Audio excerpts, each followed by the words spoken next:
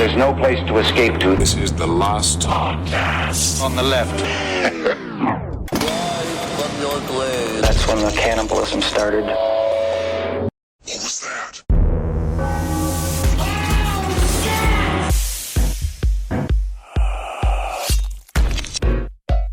If it is to be, it is up to me.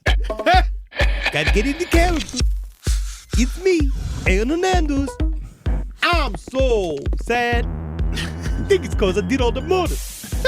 At least I got all this time now in jail, reading my Harry Potters. Oh, Hermione, was you my girlfriend?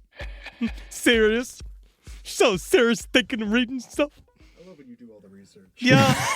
Did you actually, I did hear that one section from Aaron Hernandez. Did you hear that when he asked for the Harry Potters? Yeah. Oh, yeah. Can you send me the Harry Potters? He's just like, I was like, if that isn't what the CTE shows, like if that isn't come through, it's just, he's sitting on it in jail. He's been like, I was kind of thinking, I'd like to know what those redhead kids are doing. What kind of shenanigans they're up to. Dude. Making different magic tricks. I'm fucking reading this James Patterson book, which is, it's pretty good. You're reading James Patterson? Well, he wrote the Aaron Hernandez book. Yeah. Wow. Yeah. So I'm reading this book, and he's talking about what Aaron liked to read in jail, and then of course he's like, he loved Alex Cross. And he's like listing the authors he liked, and he listed his name like it was just, and James Patterson. Like it's like, you fucking piece of shit. I like the Bone Collector. My favorite movie in the world is because you got the guy who played Shawshank. He's all serious, catch criminals and all. Alex Cross, you the GOAT. Welcome to the last podcast on the left. Ladies and gentlemen, my name is Marcus Parks. I'm here with the man that is deep into his character, Henry Zabrowski. It's me, Henry Zabrowski. See, I practice every day real hard. I hated the voice when you first stared doing it. It's grown on me now. It's weird. It really is weird how much it's grown on me. Yeah. You're welcome. And we have the man who has taken us on this journey through 3 parts, this journey through high school football, through college football, through the NFL, and beyond. We have Ed Larson. Woo! Man, I am ready for this to end. I hate your job, Marcus. It sucks, right? It's the hardest of our jobs. What's funny is that, like, I can't wait to get back to my job. Hell yeah. I really do miss it. I miss it. I can't wait to get back to writing next week because we're coming back next week with something fucking huge. Something big, and I can't wait to get back to it. But you've been doing a fantastic job, and I've been enjoying being on this side of it, but I do miss my writing. Yeah, man. Now, I miss it too. And, I can't wait to smoke the biggest Aaron Hernandez sized blunt when I get out of here in celebration. Nothing like a blunt that makes me a little bit more easier to do crime. I was actually today leading up to this recording. I was just kind of like sitting there in my house, like listening to Jimmy Smith, like listening to a jazz record. And I was like, is this what life is like for them? Like, just waiting for me to be done? I'm normally yelling and doing other shit. All right, here we go. Come give it to us, Eddie. Lay it down, fucker. All right, you piece of tubby shit. When we last left our superstar, Aaron Hernandez, he just gotten himself mixed up in an old jammerino of the highest order. Is that a legal term, jammerino? Yeah, jammerino. You know jammerino. He's got liver disease now. He's a quarterback for the Dolphins. Yeah. Jammerino. Jammerino's my old buddy. He taught me how to bottom. Well, after presumably murdering 2 men for almost no reason in the middle of the streets of Boston, he had tried to kill Alexander Bradley, his best friend, by shooting him in the face in West Palm Beach, Florida, with 2 fucked up dudes named Papu and Soldier. Somehow, Bradley took a bullet to the head and came out alive, but down an eye. Hey, honestly, less things to see out there. It's a rough news cycle. Yeah. Don't approach him on the right. You might get shot. Yeah. He is skittish. He's now trying to figure out how to take his revenge through either murder or extortion. Him and Aaron got into some text battle exchanges for the ages with misspellings and punctuation galore. Here's my emotion. I love you. Good night. I love you. Hope you get some good sleep. I love you, sir. I shot you. Thinking about you. I give Bradley a pass. He's down an eye. What are you going to do? Yeah. Now, Aaron's out in L.A. rehabbing his shoulder, but he is spiraling out of control at home, at the bars, and in his own mind. The only good thing that comes out of this time were a couple of stellar Incubus tattoos and a Camry all full of guns. Hey, the guns don't just get in them Camrys accidentally. You got to fight for that itch.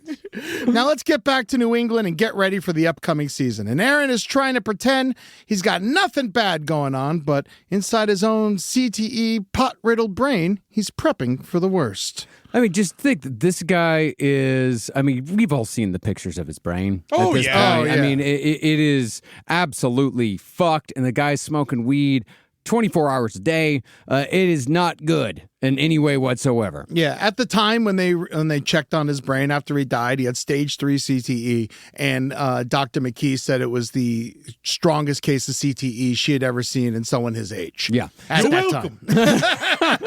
How many stages are there? 4. 4? Yeah. Okay, what happens with stage 4? Stage 4, I do believe you turn into pure energy. You go Super Saiyan. I think once you go Super Saiyan, and that's when you kill the entire football team. Nice. Aaron dropped thousands on security cameras inside and outside his house. He's building an arsenal of guns and is even in the process of buying an armored car at this time. And it's also safe to say, nobody has stepped to Aaron Hernandez at this point. No. He has not been threatened to buy anyone. This is all in his own making. He is a man. Well, he did shoot a gangster in the face. Yes, so who he also- does. I will say he is paranoid, but this is a time when. But he shot a gangster in the face. Who but wasn't he's having asking for it? But he's having text exchanges saying love you, good night. Good night. They're having as far as text exchanges between a guy who's been shot in the face by the other guy. It's pretty fucking cordial. Yeah, he's back in town and he's chilling with all the same characters at this point. TL and Tanya Singleton, Carlos Ortiz, and of course Bo Wallace, who seems to be his go-to guy at this point when it comes to getting shady ass shit done. During this time, Aaron's drug use is at an all-time high, and he wasn't even hiding it anymore, openly making calls to buy drugs in the Patriots locker room and shit. Did you see all of the various letters we got from people that had experiences with Aaron Hernandez throughout high school? No, I don't get the side stories email. Yeah, I got a bunch You gotta of send emails. those to me before I write the script. Well, it's just, to be honest, Seems like that would be highly relevant information. Well, a lot of it, the problem's a lot of it's hearsay, and I don't want to just say things that people say necessarily, but to be honest, it wasn't a heck of a lot of information other than the fact Aaron Hernandez was a total piece of shit that has always gotten away with every single thing, no matter what it was, and stuff like this he was been doing since high school. He's been literally, they said that he failed a test. There was some tests he failed, and they just let him retake it. You know what I mean? They do stuff like that. Well, they needed him. Yeah, they would do stuff where if they knew, there was one where they knew he was going to fail a midterm, they sat him out. He went and sat in the administration office to not take the test so that he could prepare later on to take, he had never experienced a single set of consequences. Dude, one of my coaches, Coach Gambino, he was the driver's ed teacher, and he's like, just sign up for driver's ed in summer school. Don't show up. I'll give you an A. We'll bring up your GPA. Yes, it's nice. Oh, man. But you see, at this point, there's a fucking hole in Aaron's life. Alexander Bradley. Bradley, of course, had a new hole of his own. Hernandez needs a new bestie, someone he can trust, someone he can relate to, someone that can roll a sticky-ass blunt and be just a little bit worse than him in Madden. That's why I met my new friend. Have you seen him? His name is Mr. Snuffleupagus. He's a magical elephant. And he says all types of stuff like kill. You crazy. That's what I say. You crazy, man. He's so violent, that Snuffleupagus. He's crazy. His first part of his name is Snuff. Oh, well, the dude who's going to fill that hole is his future brother-in-law, Odin Lloyd. Odin was a landscaper by day and semi-pro football player by night. These Jenkins girls certainly love their football players, I'll tell you that much. They do. And Odin Lloyd, by all accounts, good dude. Everyone liked him. Like that is the one thing that in every single documentary that you see about Aaron Hernandez, you just have a parade of people talking about how good of a dude Odin Lloyd was that just kind of dazzled by fame, unfortunately. Yeah, man, no. It happens. He was enamored with the fact that him and one of the best players in the NFL were potentially about to be in-laws. Aaron used to refer to Odin as the Blunt Master. That's my boy. And the Blunt Master is down for whatever Aaron wants to do. And just like everyone else that knew Hernandez, Odin starts putting Aaron's wants and needs ahead of his own. But Aaron's doing that classic manipulator thing. He's throwing money and lavish things at him all the time while treating him like he's less than him. Everything's transactional. And, well, it's transactional, but Aaron Hernandez has that learned helplessness. Yes. That a lot of these guys end up having, where people King just baby. do shit. Yeah, King Baby. Where Yeah. people just end up doing shit for him. There's no consequences, and everyone just coalesces and does whatever the fuck he wants. Because he's got a lot of resources, and every single time something doesn't get done for him, he throws a massive temper tantrum, and that makes everybody walk on eggshells around him, and that's when he's becoming more and more out of pocket, Yep. and nobody wants to deal with it. Yeah. Also, everyone lets him get away with shit because whenever he does fuck up and he knows it, he'll buy you something. Of Yeah. course. He'll give you some money. Yeah. You know, it's just like, he's not that bad, but it's just like a way for him to get away with doing horrible things.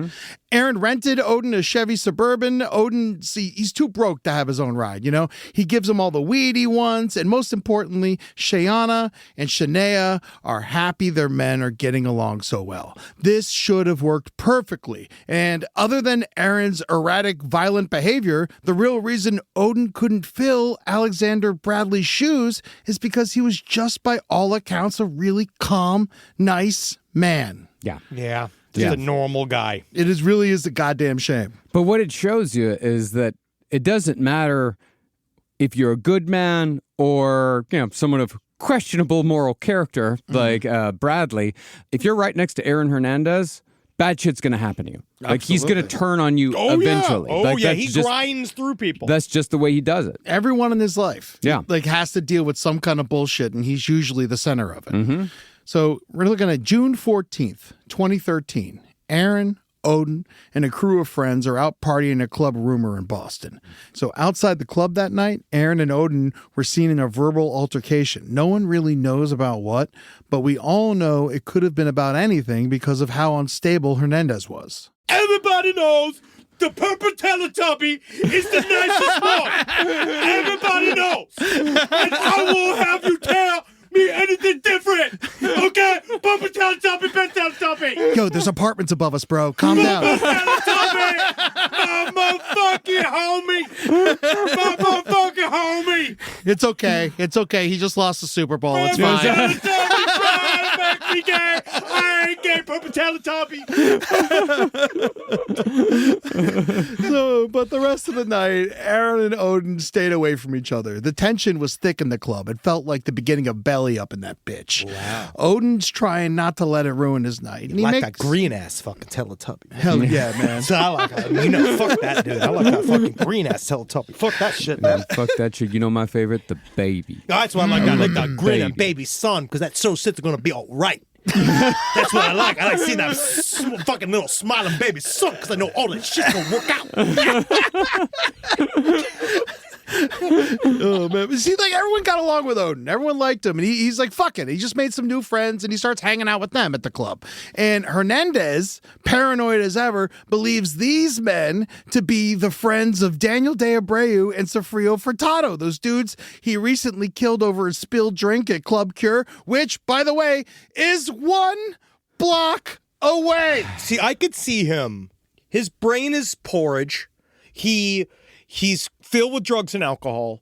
He's legitimately now almost hallucinating. Yeah. I would say it's at this point where he is saying stuff like this because he's so he doesn't know how to process the feelings of being guilty. Yeah. And so I think that he's just doing the very classic thing of seeing the people that you murdered everywhere, and you're haunted by it. Yeah. And you can't put the two together because your brain's made out of Wagyu. And you can't figure it out anymore. Like, you're literally like, all that stuff's getting mismatched, and you don't understand what's reality and what's not anymore. Yeah. And not just that, but he's also dealing with, that extreme ADHD that he has. So he's hyper focused on this shit. He's hyper focused on his possible guilt, someone trying to catch him, maybe the FBI's around, all kinds of shit. They should be. They should be, but they're not. No, they're not. Nobody's there. Nobody's checking. Yeah. He literally got away with it. Yeah. Yes. Yeah. And ADHD. And he would have too if he didn't keep fucking up. If it wasn't for those meddling kids. And ADHD breeds paranoia. Yeah. It very much breeds paranoia. So it's just paranoia on top of paranoia on top of paranoia. Also, it's not just weed anymore. It's drugs. It's like hard drugs. It's Coke Molly and shit. Yeah, and it's all fucking of it. PCP all the party and drugs. shit. They're just doing it all. And they're casually using GHB. They're casually using stuff like that. That's just like... Not to mention whatever the fucking team gives him for his pain. Yeah. So it's time to leave the club at this point. Odin and Aaron, they make up enough to get in the car together. Give me a little kiss. Yeah, along with their barber, who they had out for a couple drinks. Oh, that's and, nice. And they're sitting in the parking lot, smoking a blunt, as you do. And Hernandez fucking spots his babysitter, Jennifer Fortier. Oh, shit, she gonna tell my mom. She's sitting there coming out of the club. She's got her hot friend Amanda with her, and he offers them a ride to their car and then basically kidnaps them. He ditches the barber and takes them back to his Franklin apartment that the Patriots rented him to keep him out of trouble. The Very best part about this ineffective. apartment being super close to all the trouble is that I could bring the trouble there. Yeah. No, they rented him this... right next to the bars. It's gonna make him better? Yeah. It's not right next to the bars. I'm sure there's bars close by, but it's kind of far away. Right. It's closer to the stadium. Yeah, but the weird thing is that it's not a nice apartment. It's not a super nice apartment complex. It's a very middle of the road, regular ass apartment complex. One of the documentaries, they talked to a woman who was his neighbor, and she's like, I don't watch football, but there was a lot of weed being smoked in there. There was It's just certainly a lot of marijuana. so much weed. She thought there was a skunk in the building at one point. So funny. So I had to explain to her what it was. So Jennifer, the babysitter, she's extremely uncomfortable in this situation. Her phone's dead, and it's just not her scene. She don't like fucked up apartment drug dens as much as the rest of us. To each their own, I guess. Yeah, I mean, sadly. Yeah. At one point, Hernandez disappears into one of the bedrooms, and he calls her over there to make her sit on the bed with him, and then he kisses her. Oh, little kiss for you. Hey, get a little kiss.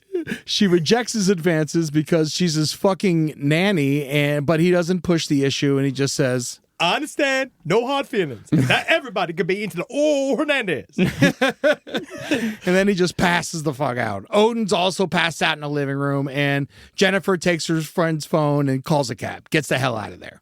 In the morning, Aaron uses Odin's phone to text Shayana. I fucked up again. I didn't mean, but got drunk. I'm fucked up, and took care of me some. How I told him about the other spot, and I just woke up bugging and on my way home. Some people think Aaron became suspicious of Odin because he knew of his infidelities. But Shayana herself admits she knew and understood that Aaron was unfaithful. Maybe he told Odin about the murders outside Cure or about shooting Bradley in the face down in Florida. But one thing that was for sure at this point, he did not trust Odin anymore. Then you should change your name to Loki. The god of mischief. Because he's the most untrustworthy of the Norse mythology. It's also been theorized that Aaron may have made a pass at Odin as well that night. No one will ever know what happened after these ladies escaped Aaron's trap house, but the next evening, Odin Lloyd would be dead. My theory as to how this went down is that, we talk about the difference between Odin Lloyd and Alexander Bradley. So Alexander Bradley, he's a gangster. He's very well acquainted with violence and living a morally gray lifestyle. And Aaron kind of looks up to him, too. Yeah. Yeah, he kind of probably a little bit intimidated and kind of excited by him in a way. Very much excited. But Aaron Hernandez purposefully surrounded himself with people like that to make himself feel tougher. But Odin Lloyd, by all accounts, like I said, he was a good dude. And I think that Aaron Hernandez may have misjudged how Odin Lloyd might respond to Aaron saying like, yeah, I've killed 2 people and I shot my other friend in the face. Yeah, then like, he's- I would imagine Odin Lloyd did not respond very positively to that if that's what happened. Well, So this is my question. Do you pair, you got a new buddy, soon-to-be brother-in-law, the single most tenuous and suspicious relationship? Yeah. Right? Your brother-in-law and you are always going to get in some kind of trouble. Yeah. The I brother-in-law... don't get into any trouble with my brother-in-law. Well, my He's a wonderful brother-in-law man. is a heart surgeon, so he doesn't do anything with But it. I'm just saying, brother-in-laws are by far the most problematic relationship in any family. I'm the can be. problematic guy. Yeah. Yes, right? No, I do. Brother-in-laws are the hard ones, right? Yeah, they can be, yeah. I could see Odin, like, do you, when you're going to talk to your new, soon-to-be new brother-in-law, and you lead with, I murdered 2 guys in an impulsive move because I thought they were casing me, and then also maybe, what if we... You ever see that movie with the cowboys? And then and then, like, when do you layer those 2 together? Like, is it 1 then 1? It's like, what's the fastest way to move your brother-in-law out of the room? I'm not quite certain. Well, also, Odin Lloyd, nice guy that he is, this is something that I deal with a lot. He's a big, crazy-looking dude. And So people confide in you. People say horrible shit to me all the time, thinking I'm also horrible. You know how And many I'm times- just like, hey, I don't appreciate that. You know, and you Like, gotta let I'm a comedian that has been an offensive comedian for so long, but it is so funny to meet people that when they hear you're a comedian, and then there was a Florida lawyer I once was talking to on behalf of my parents, and as soon as he heard I was a comedian, he was going through my socials. He just started with the F words. Oh, yeah. Like really getting crazy. And it kept being like, I'm a comedian, not a homicide detective. Like, this is not like, you have to kind of think about this. Where, like, I just sometimes say inappropriate things. Yeah, I look at the world and make observations. No,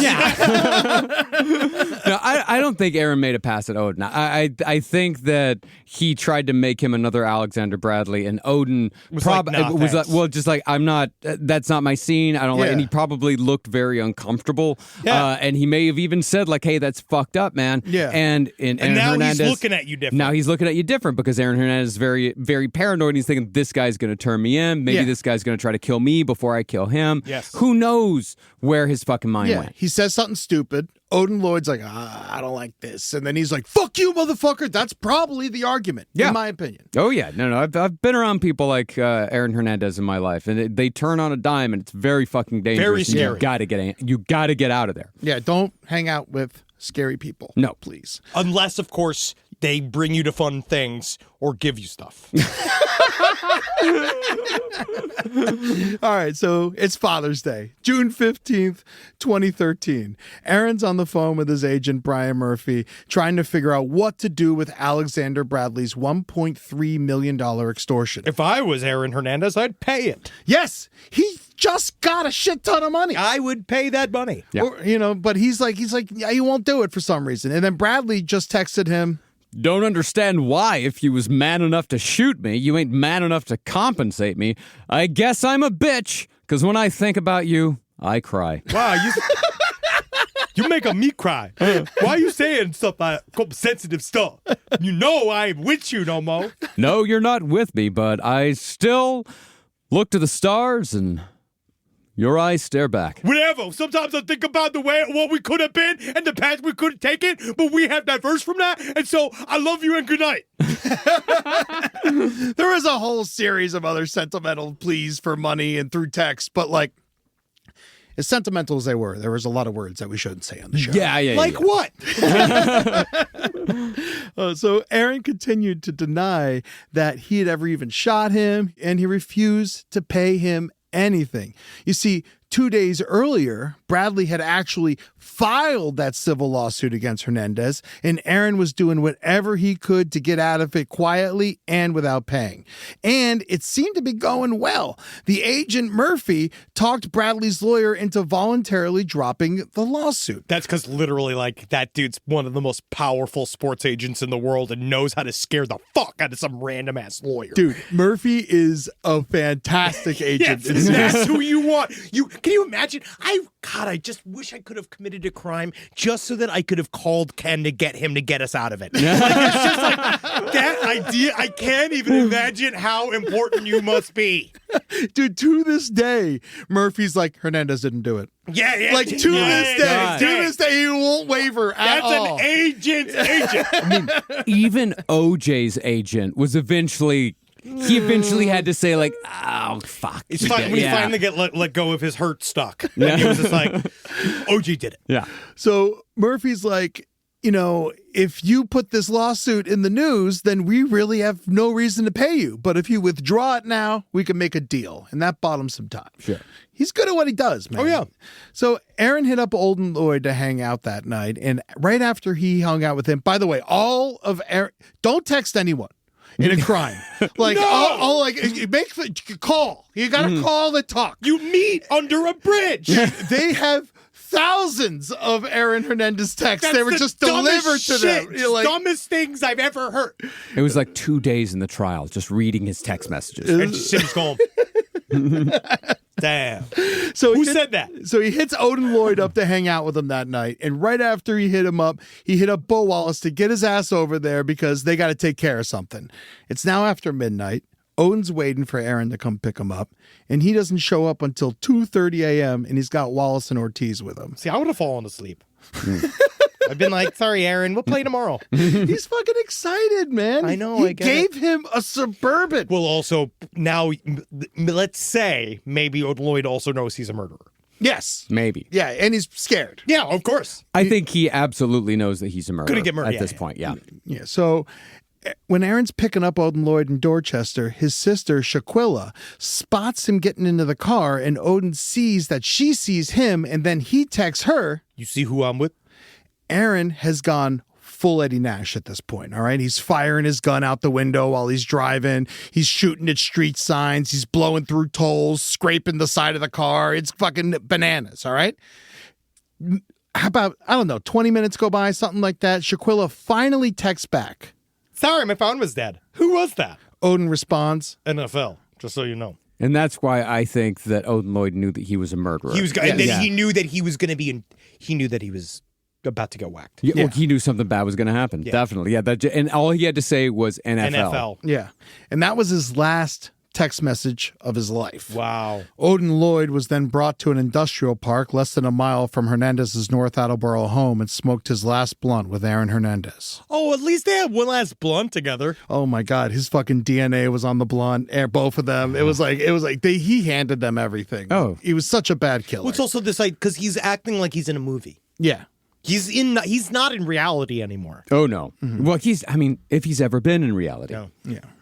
Odin Lloyd's body was found by a high school student out for a jog there in that industrial lot on Tuesday, June 18th. He was dead, covered in flies, and shot 6 times. He had the Suburban rental keys under Hernandez's name in his pocket. God, it's like cops can't even place evidence that well. Oh my God. This whole episode amazing. is just like how bad he was at evidence. Yeah, that's amazing. Also, the problem is by the time they found him, there's a storm rolling in. So the police had to like act quick to secure the crime scene before it all gets washed away. Yeah. They had to build a whole tent city around it. Yeah. Rise from your grave. So back at the Hernandez household, Shayana was comforting her sister Shania because she'd come over there to grieve the death of Odin. She cried herself to sleep on the couch, and when she woke up in the morning, Hernandez was there and told her, I've been through this death thing before. It'll get better with time. Time heals all wounds. You gotta understand that. You just gotta let things just chill out. But when Shania was passed out, Aaron called the house and told Shayana to get rid of this black box he had in the house and to not let anyone see you. She would later claim she never looked inside the box and did what her husband told her to do, and that she thought it was weed. But everyone is 99% sure that the murder weapon was inside this box. Yes. And she somehow could never remember where the dumpster was that she threw it out in. You know, of course, yeah. You Sinead- never know. It's so hard when you're hiding evidence for your spouse. It's so hard to be thinking about it. Yeah. Ride or die is the description they use with Shania all the time. Yeah, she stays with Aaron Well, 'cause all throughout. very Yeah, much she changed her name to Hernandez after he died. Jesus. Yeah, it's because again, she chose him. This is the person that is taking care of her and taking care of the family, and she's decided that she's going to go all the way down. Dude, her IG is so sad. It's just like pictures of her daughter with Aaron's like silhouette behind him and stuff. It's like, oh, I hate. Like, I went down that rabbit hole and I was like, oh. Yeah. Well, Aaron's been driving another rental car that night, a Nissan Altima, and he went to Enterprise to drop it off in the morning, get rid of the evidence. You know, it was dinged up from a wild night of driving through tolls, but he had bought the insurance, so at least he was in the clear there. Yeah, that's the best part. The clerk, though, remembered that Hernandez had offered her a piece of gum. She clocked it as weird because it was blue cotton candy flavored Bubblicious. Why did an adult man have this? I got playful attitude. He just proves how much he never fucking grew up. Yeah, he's a kid. He's trapped in his own brain. Yeah, well, also, he is a kid. He's 24, Yeah, I think, at 24. this point. Yeah. Later, when she inspected the car, she found that the same gum was stuck to the carpet on the floor of the car. She tried to get it off with a piece of paper she found there. And when she was down there, she also found some bullet casings that would match the casings found at the murder scene. Now, these aren't the casings from the murder, but from when he was shooting street signs out the window like a lunatic. Yeah, don't worry. He left the casings from the murder at the murder scene. Yeah, where they're supposed to be. Yeah, where they're they feel supposed to comfortable. Yeah, where they're, you got to let them breathe. Yeah, and he wrote on them Harry Potter's. Yeah, Harry Potter. Harry Potter's 1, Harry Potter's 3, because Harry Potter's too stupid. And Harry Potter, I should have Voldemort. That's a forbidden name. Everybody know. Come look for more Voldemort. I love this rental car employee. It's like this detective. It's like, this seems to be the same bubble gum that I was just giving my Aaron Hernandez. I've never paid attention to a single thing before, and I'll never pay attention to a single thing again. But that was one detail I'll always remember. So at this point, the evidence was getting thicker than Shayana when she was pregnant. Nice. And thank you. And the cops were staked out at Hernandez's household right at the end of his driveway. Aaron's flipping out. He calls his agent, Brian Murphy, and asks for advice. Murphy said, Well, hey, if you're innocent, then go talk to the police. See why they're there. Yeah. Come on, Aaron. Just go give it a college try. it's a really nice way of asking if he did it. Yeah. Well, if you're innocent of the crime, you can just go and talk to the police. Yeah, that's what you call gauging. Yes. Gauging a response. And he's looking like this. Oh, they gave you FaceTime now. So eventually Aaron got the courage to do just that. They asked him if he had rented a Chevy Suburban. He said he had for his friend Odin Lloyd. And the questions started flowing, and then Aaron's like, oh, I got to go get my attorney. And then he asked them why they were there, and then the cops told him they were investigating a death. Aaron then slammed his front door in their face with no response. Why did he not even ask who died? The cops thought that was odd, And it was with that, the North Attleboro Police Department thought they had enough evidence for a search warrant. Hernandez didn't even get off the couch when they came to the door. And while they were searching his house, he eventually went downstairs and shot some pool in his man cave with Shayana's uncle.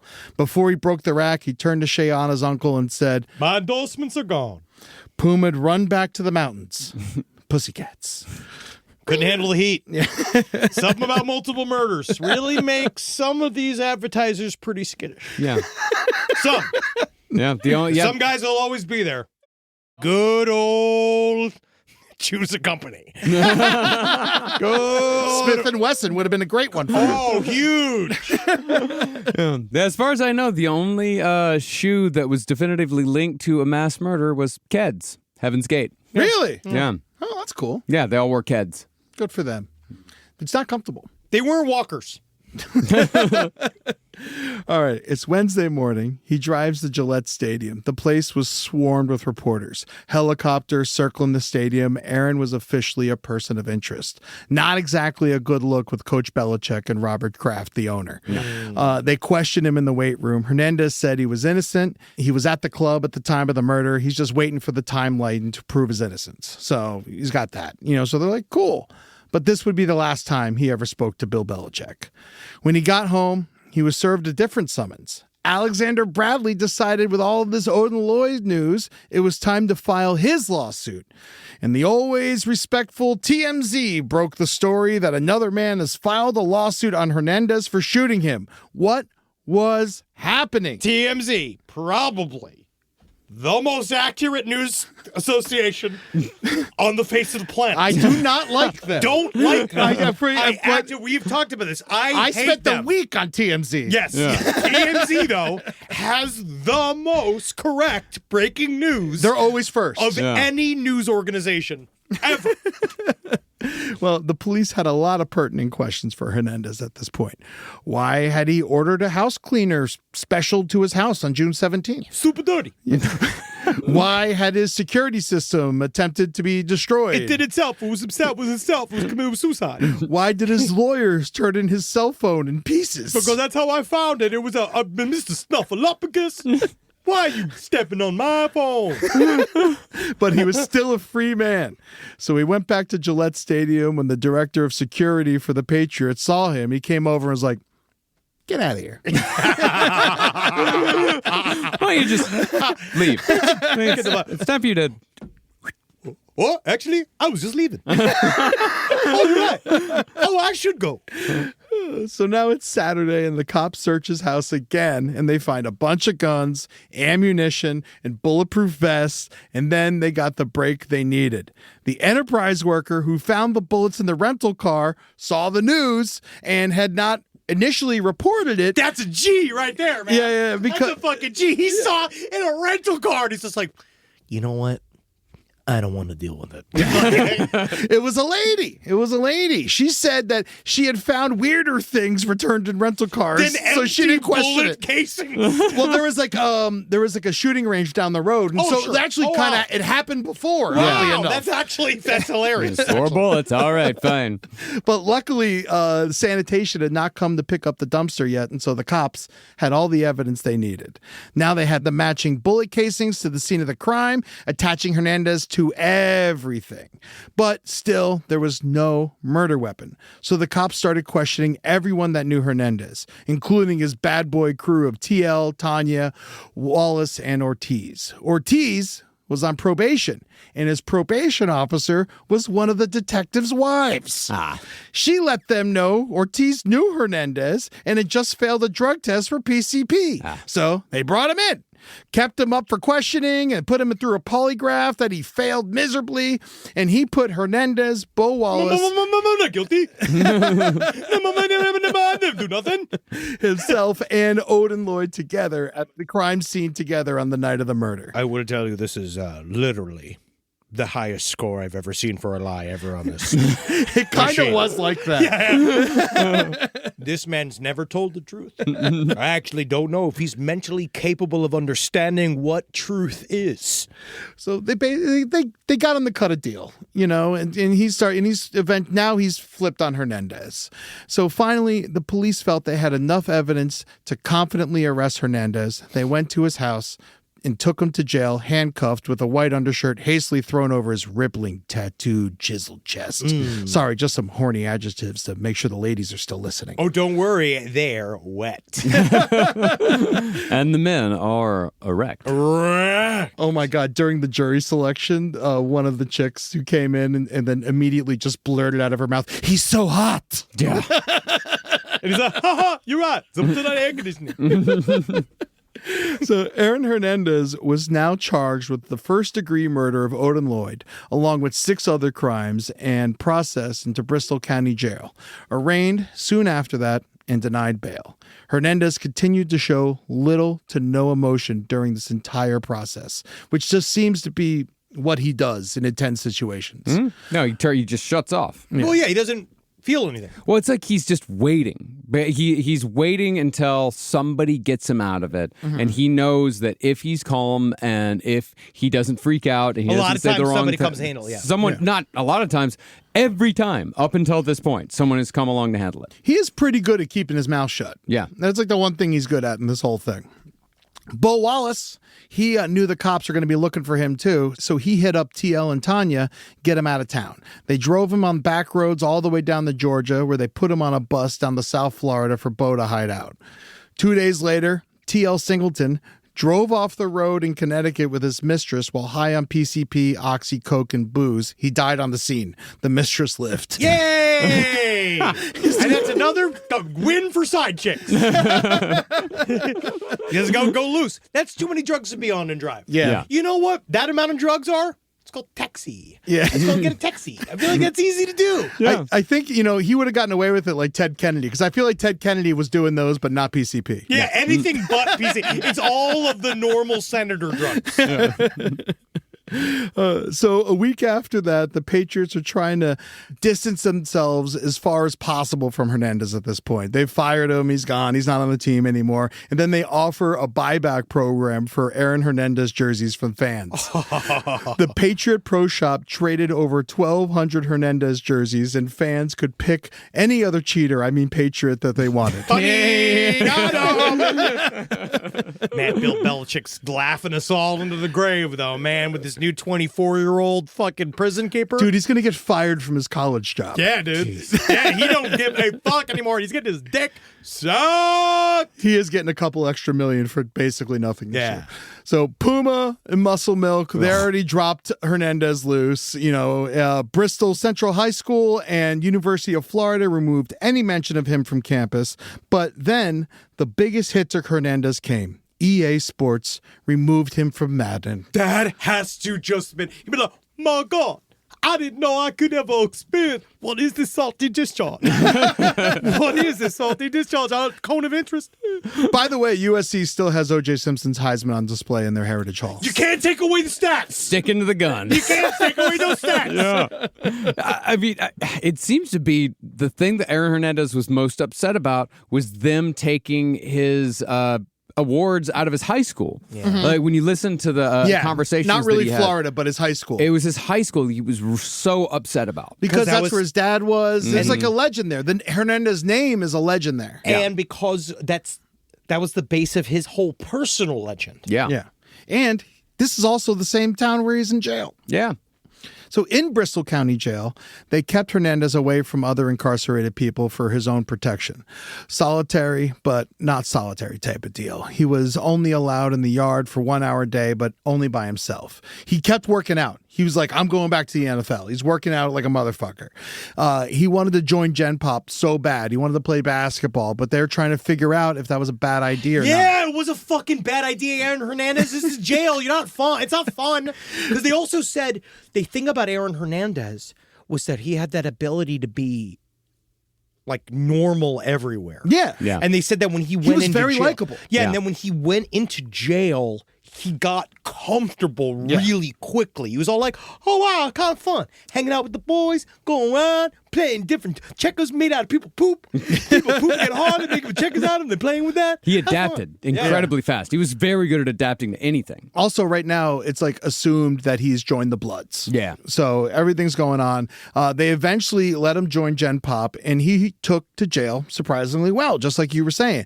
He even referred to his cell as cozy. Yeah, it's like nice. It's the way he talked about it. He's like, yo, it's pretty nice, pretty good. Pretty good. He's playing poker, cribbage. He's reading his Harry Potters. Oh my God! What the? I hope Hermione gonna kiss the other guy. I was rooting for Harry Potter. His favorite snack?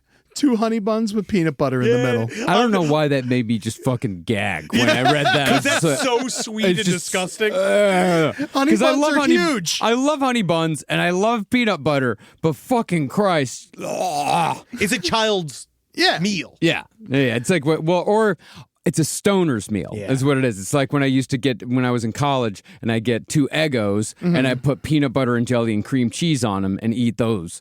They were like that. incredible for stoners. You know what is a really good stoner sandwich, my buddy?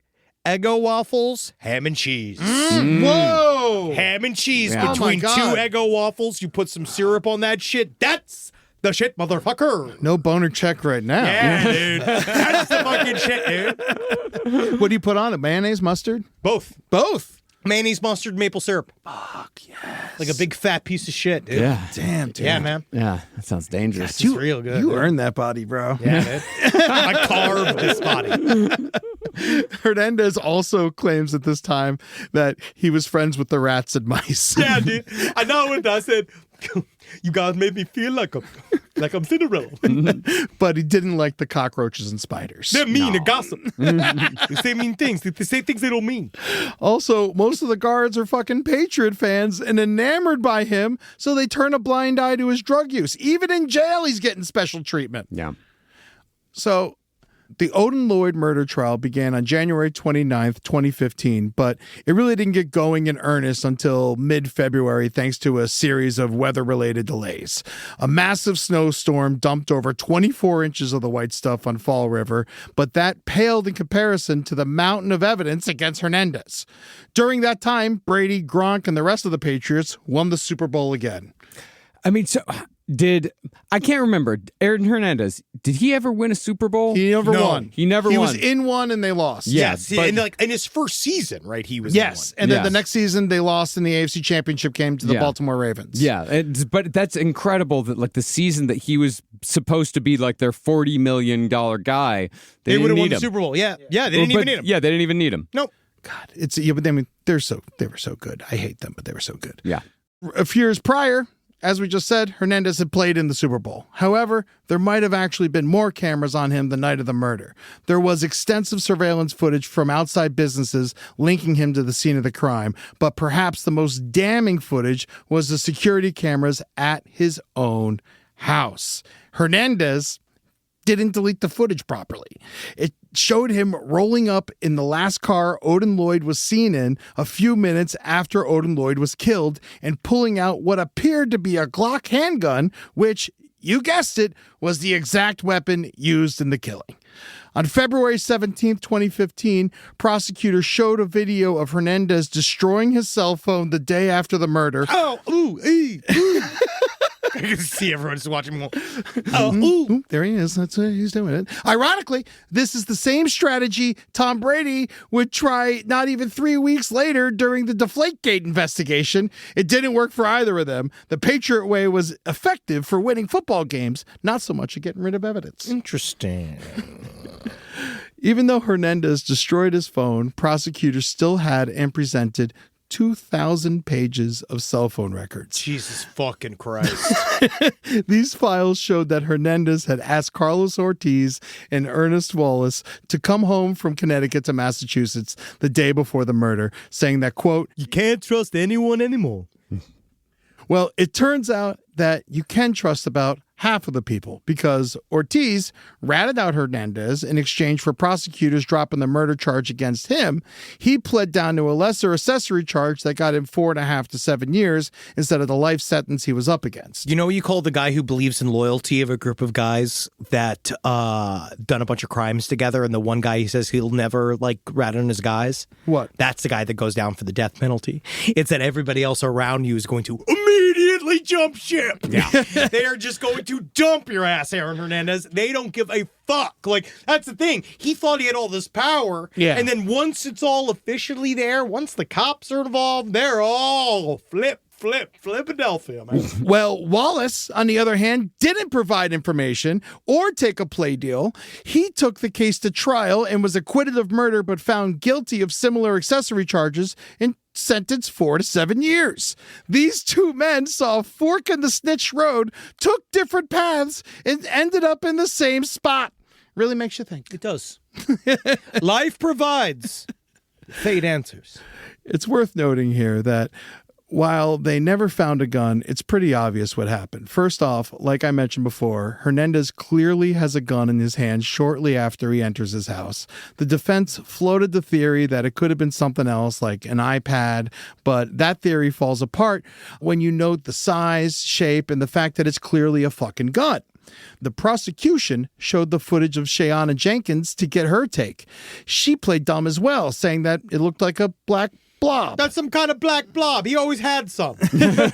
You know, Aaron, with his collection of black blobs. Yeah, well, blobs. They're usually Blobs everywhere. They're Blobs. amorphous, undefined, But in this case, the blob is noteworthy because it was shaped like a fucking gun. Well, the thing about it was that the blob is that it had a trigger and a handle, and the blob had what you'd call something like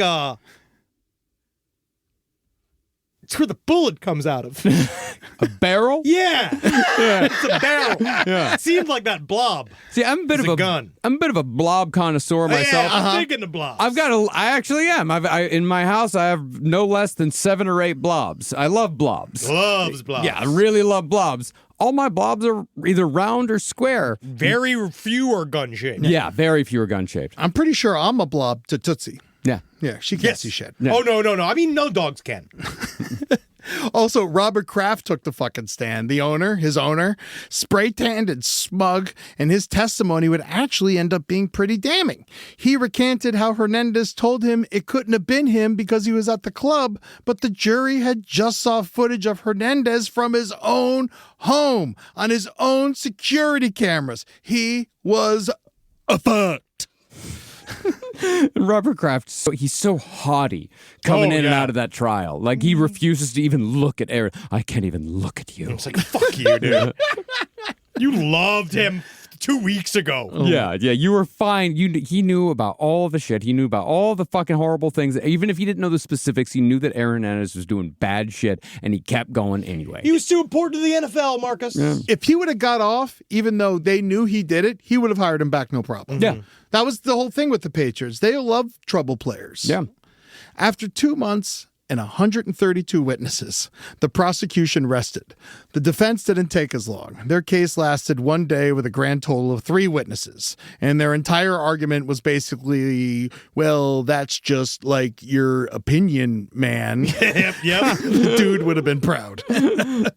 For the first time since the trial started, they acknowledged that Hernandez was present for the murder. It was viewed as a shocking pivot in strategy, but after 2 months of footage of him driving to and from the crime scene in a rental car full of shell casings, they really didn't have a choice. This is my favorite. They called a PCP expert to discuss the effects of the drug after positing a theory that Ortiz and Wallace committed the murder while high and that Hernandez was just an innocent man at the wrong place at the wrong time who panicked. Because you gotta understand, man, with PCP, God, I love it. I'm a goddamn expert on it. The key here is, man, to understand everything's technicolor. I'm black and white, dog. All right? 2 sides. One's right evil. One side's not so evil. Fuck you. I'm the expert on PCP. I'll bring the fucking violence. Thank you so much, Dr. Winston. During the cross-examination, the PCP expert asked why the footage of Ortiz and Wallace a few minutes after the murder showed them acting very normal and not like PCP fiends. That's the most PCP shit in the world, dude. I act normal all fucking day, son. The lawyer's response was basically the shrug emoji in real life. Not exactly a compelling response. Well, what can you say? Yeah. Like, I don't know, say PCP. I did once date a girl who, before we had dated, she's like, oh yeah, I did PCP for 3-4 years. People treat sometimes PCP like it's a casual thing. Yeah, I know. It like was crack. it was Crack becomes actually quite crazy how casually she treated it. Yeah. She's like, it never had any effect on me. It did. Oh yeah, it did. Angel Dust is too cute a name. Yeah, it really is. It really is. You just think like, oh, I could do that. It's for God. No, and you find a lot of that God shit super intense, bro. The defense just tried to plant the reasonable doubt seed and hoped it would grow. They argued that Hernandez was targeted by cops because of his celebrity, and the evidence against him was largely circumstantial. You know how cops are so all about arresting celebrities and locking them up. You know them; they're always driven to do that. Especially all these Patriot fan cops Yeah, that were and the a ones football doing the player. arrest. Yeah, It probably broke their fucking heart. Oh yeah, they were probably extremely conflicted. Dude, when they showed up with the arrest warrant, one of the cops was like, oh man, I got a signed jersey of his. And then another cop had to tell that cop, hey, listen, you have to be prepared to kill this man right now. Get your fucking act together. Like, that's what they were dealing with going in for this arrest. Oh yeah. No, I guarantee you, they all went home that night and they cried into their wife's bosom because Yeah. they were so fucking heartbroken. Honestly, They thought they ruined the next season. They were probably crying into the lap of their best guy friend. Could be. Also a possibility.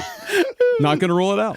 Oh man, the whole thing was basically a poor man's version of the OJ defense, but they didn't have anything nearly as effective as if the glove don't fit, you must acquit. They could have at least tried. There ain't nothing suspicious about Bubblicious, but nothing. Because then he'd been like, ha ha. You're right. Bubblicious, super innocent. And at least with OJ, they had Mark Furman, being a total racist shithead. That really was the main thrust of the defense, was showing that they trying to paint the police as corrupt, and they did. Yeah, and Hernandez's problem was that the North Attleboro Police Department learned from the mistakes of the LAPD all those years ago and actually did their jobs correctly. Oh yeah, they did it against their will as well. Yeah, And I will say, for a smallish police force, they did a good job, because a lot of times these small police forces can fuck these cases up bad. Oh yeah, they wrap this up pretty hardcore, but also it's really helpful when your criminal is a fucking mentally broken idiot that can't fucking handle his shit, doesn't know how to cover anything up. I think that also really helps. A child could have solved this case. Yes. So the But jury, at least they did it. Yes. Because they definitely could have not done it. Yes. well, the jury deliberated for 6 days, which is usually an indicator that there's doubt with some jury members and they can't agree. In this case, however, they might have spent 6 full days going, holy shit, can you believe how bad Aaron Hernandez is at murder? And they were just roasting him back there. Oh yeah, they're probably just we're like, man, he should get back to being a tight end. It seemed like he was better at that. Aaron Hernandez is so bad at murder. How bad is he? He was immediately guilty. Whatever the case, they returned a guilty verdict on April 15th, and Hernandez was sentenced to life in prison without parole. Finally. Yes. Hernandez, now full-on living that prison life, was starting to get in trouble behind bars. He randomly punches another incarcerated person in the face while they're cuffed, but the guy who he punched doesn't press charges. No, because in prison you can't. Well, he said he was a Patriots fan. And it didn't matter, though, because Hernandez was given 2 weeks of solitary anyway. Another time, guards were searching his cell, and Hernandez was hiding a piece of paper that said MOB on it. They asked him what that meant. He said, money over bitches. But in prison, MOB also stands for Member of Bloods. The guards said, hand it over. Hernandez, upset, said, what if I don't? What the fuck you gonna do about it? The officers said they would give him a disciplinary report. Oh, a piece of paper, huh? I don't care I don't give a fuck about no disciplinary report. I'll eat the motherfucker. He did receive the disciplinary report, and true to his word, he did eat it. And I'll tell you what, honestly, in all honesty, I liked it. It tastes good. To be honest, thank you. This was some of the nicest stuff I've had. So this is his membership card to the Bloods? It's so fucking stupid, Marcus. God damn. Guys in prison are bored. Yeah, they are. Yeah, they are. They're bored, and they got a lot of rules. Welcome Guys aboard. within. Here's your membership card. Here you go. You can say you're going to sign it if you don't count unless you sign it. Now make sure to All right. put that in your wallet, because you're not going to be able to get into the Sunday mixer without All it. right, enjoy being a blood friend. Now, I know we are called the Bloods, but you don't actually have to sign in blood. That's just a thing that people think. A lot of us kind of think that's gross. So big ups, big G's to the west side. Have fun. Don't forget to have fun. Don't forget to have fun with That's that. the thing. A lot of people, when they get into a gang, they forget to have fun, but not the Bloods. Not the Bloods. We don't forget to have fun here. We're just having fun here. We do things a little different here. Have you ever been a part of the Bloods before? We do things a little bit different here. Where we are a family-style gang, and we serve family-style violence for everyone. I, for one, like the Bloods. Good work, Eddie. Unfortunately, I'm a Crip. See, unit. He also got an illegal neck tattoo that said lifetime loyalty above a star, which is also usually associated with the Bloods. You just got in the Bloods. Yeah. Also, each payphone in prison was run by a different gang. He exclusively used the Bloods phone. So it's safe to say he was affiliated with them. Maybe not before jail, but in jail for sure. How do you think that draft was? To get him You think on the he got a prison better spot in the draft? It was in 4th round. I don't want to be Muslim. That's a big book. I don't know if I could read all about that. No pork. Well, I mean, but the thing is, he's finally living his fantasy. Oh, he is. This fantasy that he's had for years and years. That He's the gangster he's always wanted to be. Yeah, he's finally living this gangster lifestyle and hanging out with all these guys, and he's just as tough as he always wanted to be. Dude, they loved him too. Yeah. He wasn't like, usually like when famous guys go to jail, they just get the shit kicked out of them. The fellow prisoners actually liked Aaron Hernandez. It was him, and same thing with Bernie Madoff. Had an amazing time in prison. Yeah. Really? Yeah. Is he still alive? No. Good. He died. Yeah, he died a few years ago. But yeah, he ended up. What did they call him? The professor. Yeah, he was like he did all the guys' taxes on the inside. He did all. He became a fucking like a whole. He used his Imagine skills. going to prison and still having to do taxes. Yeah, like you still got to be an accountant. Rise from your grave. So on disciplinary status, he still figured out how he can get a care package from the commissary filled with cakes, breakfast bars, and 24 honey buns. When they came to take it away from him, he looked at the guards and said, I'm a smart dude. I knew you were coming for the stuff, so I ate all of it. I'm a smart dude. I'm a smart dude. Yeah. That's the thing about me. I think 5 steps ahead. So I ate them honey buns thinking I got them. And I have big old dookie. You bet your mouth. He's got to be sitting there like, oh, my stomach. What was the point of having so many at once? well, he actually had 4 honey buns left. All right. Oh. Yeah, he kept the wrappers of the other ones so the guards knew he didn't give them away. And when he took the last 4 honey buns, and when the guards took the last 4 honey buns, he wailed. Give them back. I'm so hungry. He just ate 20 honey buns. I know. I had 4 more. I have 4 more to get. I knew. You know when you have a certain amount of food and you walk through a certain amount of them, but then you just kind of understand that like I got 4 more, so I'm okay. I'm gonna be okay. But then did someone take them? And you're like, I was kind of expected to eat all these. Yeah, I understand.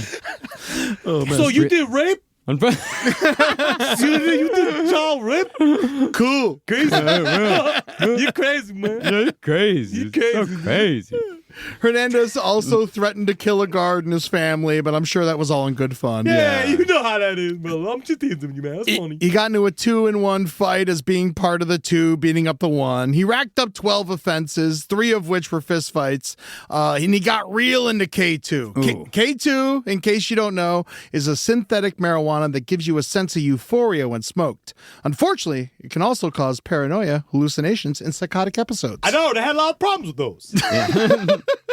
Yeah, so now he's smoking something that's far worse than weed. Yeah, well, And in jail. well, because the reason he was smoking K2 is because it's basically odorless and it doesn't show up on drug tests. Yeah. So he's getting fucking laced on it. And it's reported that Hernandez fit into prison just a little too well. Other than the Bloods, he was starting to make friends. He had to. This was his new normal. He just took to it. Yeah, he's a creature of routine, and habit from his football years. He can live in any situation. He's used to like 3-a-day practices, sleeping on the floor, It's not that big of a difference in a weird way. Yeah. He was able to compartmentalize being locked up really well. There were 120 dudes on his cell block. 100 of them were lifers. Plenty of time to get to know these guys. One guy he buddied up with was someone not there for life, Kyle Kennedy. Kennedy had an interesting story himself. He held up a Cumberland Farms gas station with a butcher knife and got $189. But when they put him in jail, they forgot to lock his cell and he just walked out. He proclaimed, Nobody told me I couldn't leave. Loophole. Hey, I guess I'm just gonna go there. Hernandez liked the cut of his jib. Yeah, hell yeah. And he got the guards to make him his bunkmates. And we'll get back to this guy in a little bit. But first, let's talk about Tanya Singleton. Remember her? She was in the middle of the worst year of her life. Her husband, TL, died in that car crash. She got breast cancer diagnosis and got locked up for contempt because she refused to testify in Aaron's trial. They tried to get her to roll over on Aaron, but she was dying of cancer and told them to go fuck. Yeah, Tanya was the woman that Aaron Hernandez lived with after his father died. Yes. That basically His cousin, his mom married her ex-husband. Yeah. She took care of him. He looked at her as his his mom more than his mom, Terry. She was another extraordinarily harmful presence in his life that would just tell him, like, you're okay, everything you're doing's okay, you're fine, you're a beautiful baby, and you've never done anything wrong. Yes. Yeah, she probably just sat with his head in her lap, and she ran her fingers through his bald head and fucking, put him to sleep and stuff like that. I'm sure she was very comforting to him while she was also teaching him the fucking worst shit in the world. Yeah. The thing is, a new piece of key evidence comes out when executing a search warrant at Tanya's house. No, I'm not talking about the picture she had hanging up of Aaron Hernandez holding a .45 Glock, just like the murder weapon, although I should be. Well, that's circumstantial. In her garage, the cops found a silver 4Runner. That's right. Jack Fox's silver 4Runner, the endorsement car. Remember, they stashed that shit in Tanya's garage? They ran the license plate, and wouldn't you know it, it's the silver 4Runner they'd been looking for from the Abreu and Furtado unsolved murders. I mean, they had so much time to get rid of this car. Yes. So much fucking time to get rid of this car. At any point. Just get rid of it, throw it in the river. Yeah, it's anything. Anything. Yeah, it's years later. Yeah, why is it still, like, that's just how fucking lazy and stupid they are. Not just the car, Marcus. They also found Hernandez's clothes from that night that he was wearing. And the only reason they knew it was the clothes he was wearing because they had him on the club surveillance video. And they found .38 caliber shells. Also, the police had just stumbled onto the actual murder weapon as well. So this time they actually have the gun. Also, I put Aaron on a lot of my clothes so I know they're mine. Well, remember, these are the clothes he borrowed from Alexander Bradley. Oh, yes. Yeah. Yes, it was found, the murder weapon, the .38 special, it was found in a woman's car. Her name was Jaylene Diaz Ramos. She was in an accident. And after an accident, they always search the car, just protocol, you know? Yeah. Jaylene had a pretty long rap sheet herself. And she said the gun had belonged to a football player named Chicago. Chicago's real name was John Alcorn. John Alcorn was T.L. Singleton's cousin. Yes. Oh, yeah. So T.L. Singleton was the man who was married to Aaron Hernandez's cousin, Tanya. Yep. And so they just gave the gun to some other guy. He literally just gave it to his cousin and he threw it in his girlfriend's trunk. Yep. Then they just left it there. Fucking Christ. They're so bad at it. Well, it's not. Do you think that maybe he kept it as some sort of memento? Like, do you think that when he went over to Tanya's house, maybe he went in the garage and relived the moment? No, dudes, This is Aaron Hernandez's gun, man. I'm You know what I- surprised Hernandez didn't autograph it. Truly, I do think that there's a little bit of a deeply ignorant sentiment of this could all just go away. Yeah. And then if I just take this and hide it, Lock the door. pretend it doesn't exist, it'll all go away. No one's going to come looking for it. So now the double murder trial is going to begin. March 1st, 2017. And this time, Aaron Hernandez got a fancy new lawyer. His name was Jose Baez. Yeah! Casey Anthony's lawyer. Oh, yeah. that fucking piece of shit. Well acquainted with Jose Baez. Oh, yeah, Aaron Hernandez probably the whole time like, what's Casey Anthony's boobs like? I want to see your boobs. Hold on. He got her off? Yeah. Okay. And this actually, Jose Baez should have hired him for the first trial. Definitely should have hired him for the first trial. And this trial would go much better for Hernandez, whereas the first trial had a mountain of evidence against the former tight end. This one didn't really have much definitive to tie him to the case. All the security camera footage that showed Hernandez at the club showed him doing things like standing there, drinking, walking, all of which at the time were legal in Massachusetts. Disgusting. Not since 2024. The prosecution rested their case entirely on the shoulders of Alexander Bradley. Bradley is not the most credible witness, not only because he's an admitted drug dealer, but also because he had just gotten arrested when he got into a gunfight at a nightclub and got shot 3 more times. Okay. I got to say, honestly, y'all, I am sick of getting shot. I have had it up to my one eye left. Because that's probably why he's a bad witness, too. Yes. One eye. Yeah, one eye. And he Terrible also wasn't a good shot because after he got shot, he went and grabbed his gun and then fired it into the club 12 times. Luckily, nobody was killed. I need a scope on my face. I don't got that. I don't got any of that depth perception anymore. They gave Bradley 5 years, and he rolled over on Hernandez to get his charges reduced. Oh, yeah. Bradley took the stand sporting a fancy new fake eye, courtesy of the time Hernandez shot him in the face.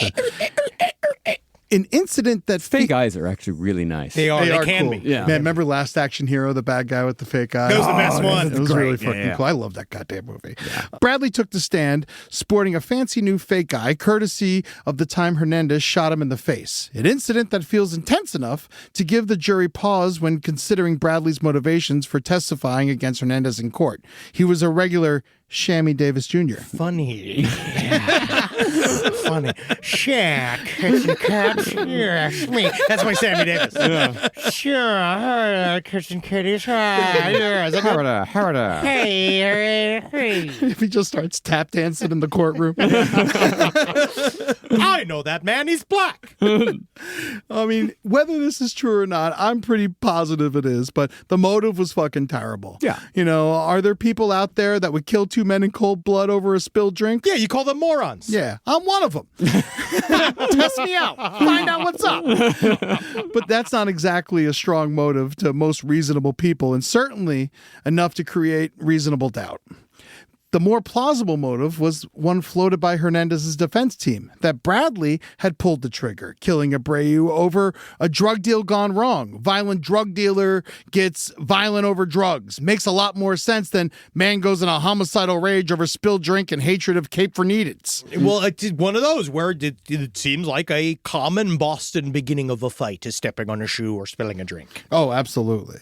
Baez would say that Alexander Bradley is a three-legged pony, and then he would start to pretend to ride a horse around the courtroom. You can't trust this man. You can't ride him home, he would say. That's all really happened.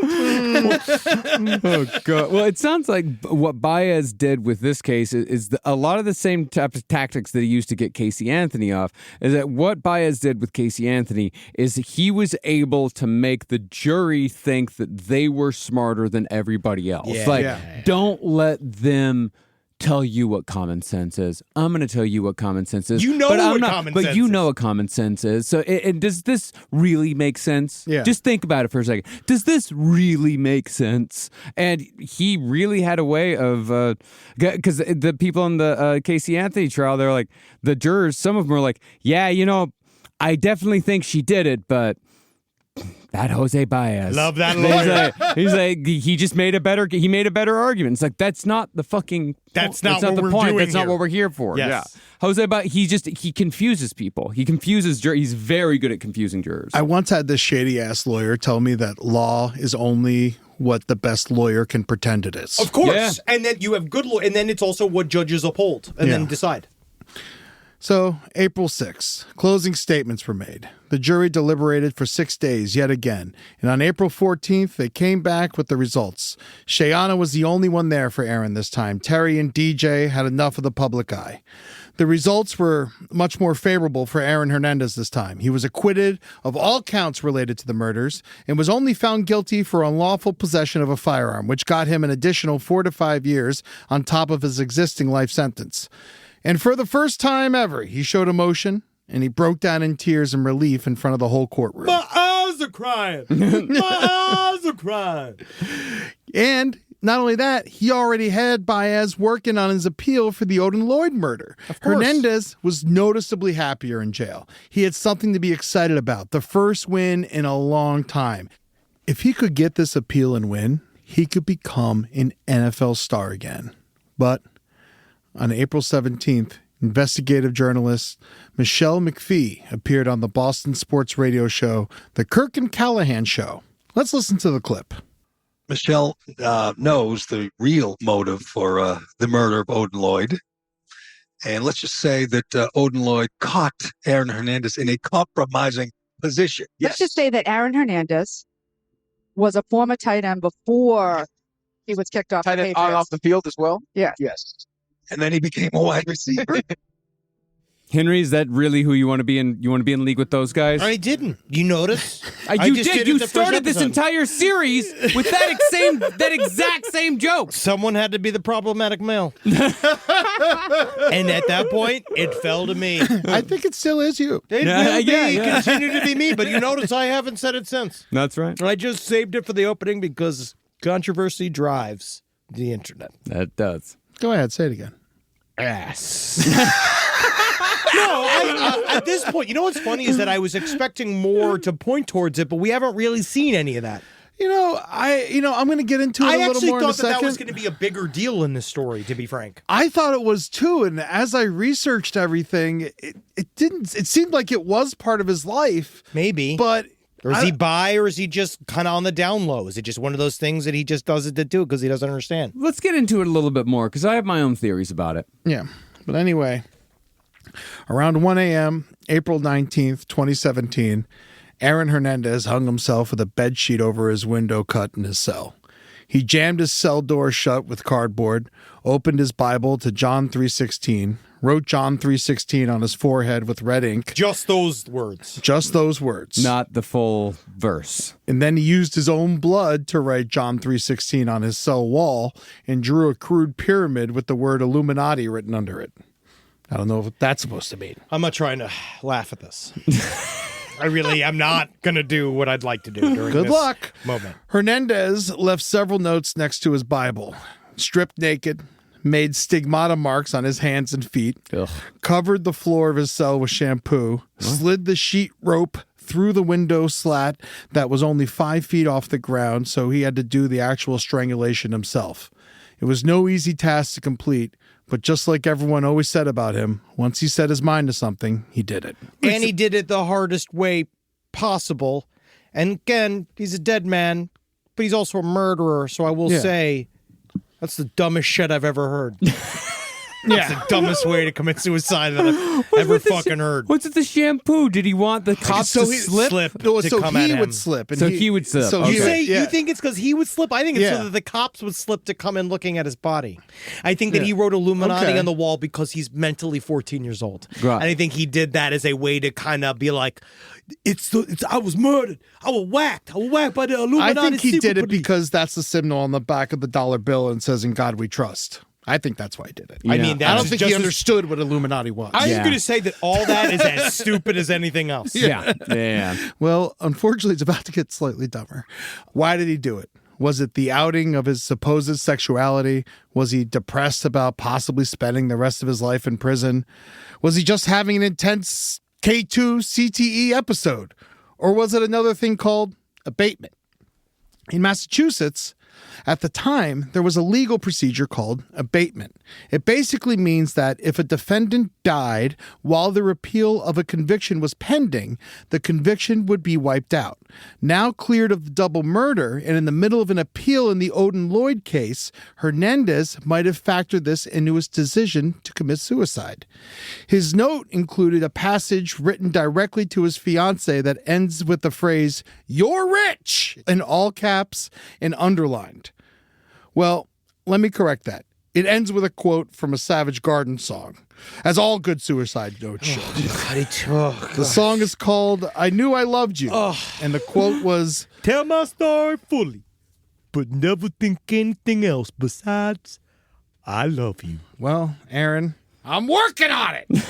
Not even truly, madly, deeply. No. Like, that's the Savage Garden song. I could see someone telling him about abatement and him maybe in a impulse-driven, because I weirdly think, I think it's all connected. I think it's all connected. I think that he didn't, obviously, I don't know. Would it even affect him, somebody saying something about him being gay? Because actually, part of my mind of him, I think he'd kind of think like, In jail? yeah, but in jail they do a lot of stuff. Yeah, in the dark. But You yeah, know? and they do it, but they have like, it's not all just like, But men there's- have relationships in jail. They work But it out. not him. Yeah, and not outside of jail, because that's the thing. The whole thing is that Aaron Hernandez, his relationships were outside of jail. If you're in jail, that's a different thing altogether. But Oh, if yeah. you continue that outside of jail, then, punk. Yeah. No, You know? I know, but he's not getting out of jail. Not anymore. Nope.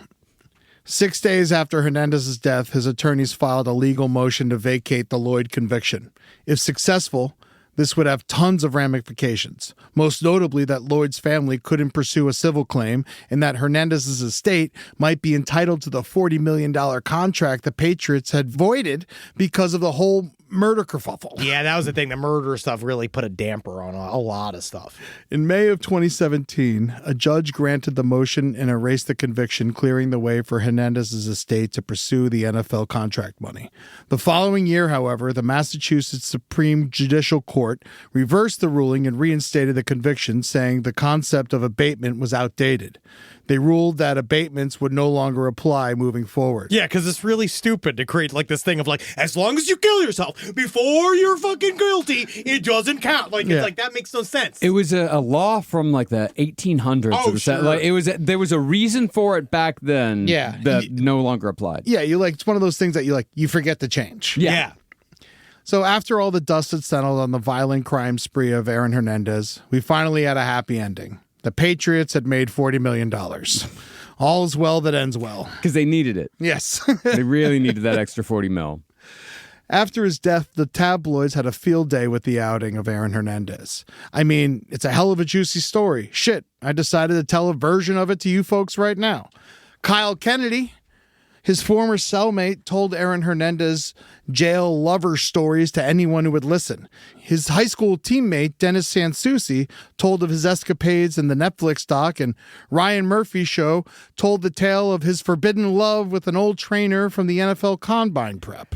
Now, does that come from anything, or is that just Ryan Murphy jerking off? It's just Ryan Murphy jerking off. I think it is. Because that's the only place I saw it was in Ryan Murphy's show. Same. That's I the read, only I other. read books. I read Yeah. fucking, Yeah. I read articles. All I saw was these kind of snippets of people talking about it, and weirdly, the jail lover stuff is actually.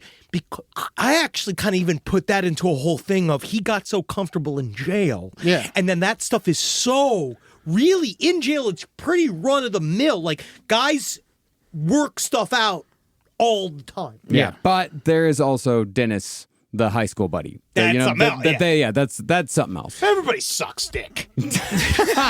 Everybody's sucking dick.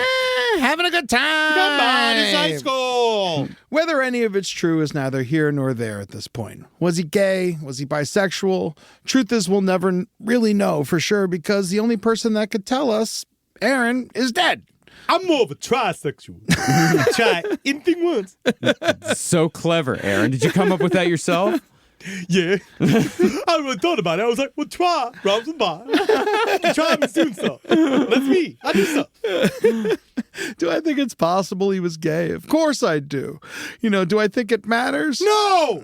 Not as much as his stage 3 CTE, drug use, and abusive upbringing. That's for goddamn sure. Methinks the CTE and the PCP were a little bit more on the waving DOA. finger than him being gay. I think the being gay might have been the only nice thing about him. Yeah, I mean, really, it was the lifelong culture of permissiveness. Of Yeah. like him constantly getting away with everything. And smashing his face in other people's faces for the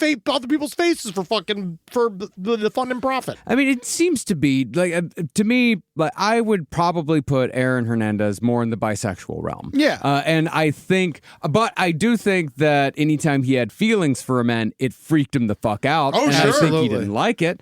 But Good night. I love you. But yeah, I mean, he's definitely trying to hook up with the babysitter. Yeah. There's plenty of times he cheated on his wife a bunch with women. He got caught, Guys do that all the time to show other people they're straight.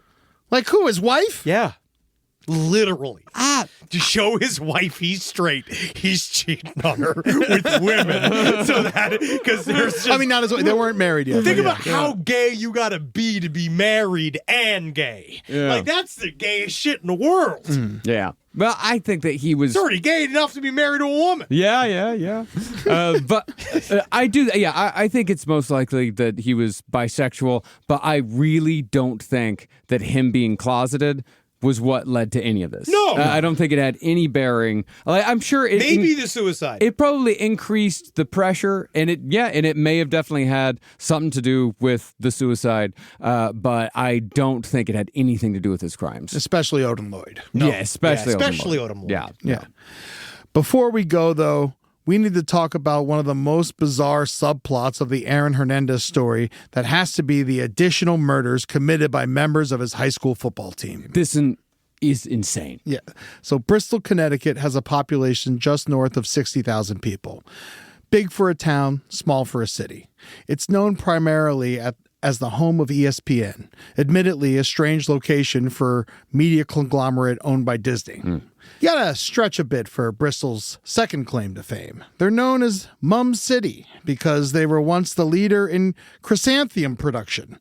Chrysanthemum. Chrysanthemum.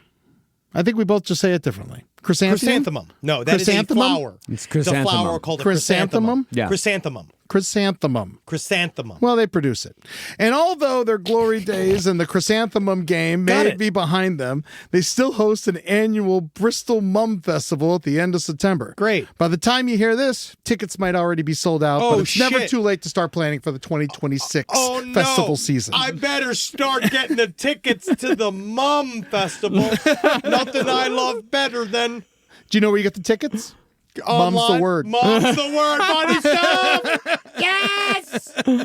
Anyway, other than those two things, I guess they're most known for their high school football players going on to kill people. Yes. Bristol Central High School is one of 3 high schools in the city. Its motto is, Be creative, be conscientious, be collaborative, be committed. although the last one should probably be, Be committing murders. Funny.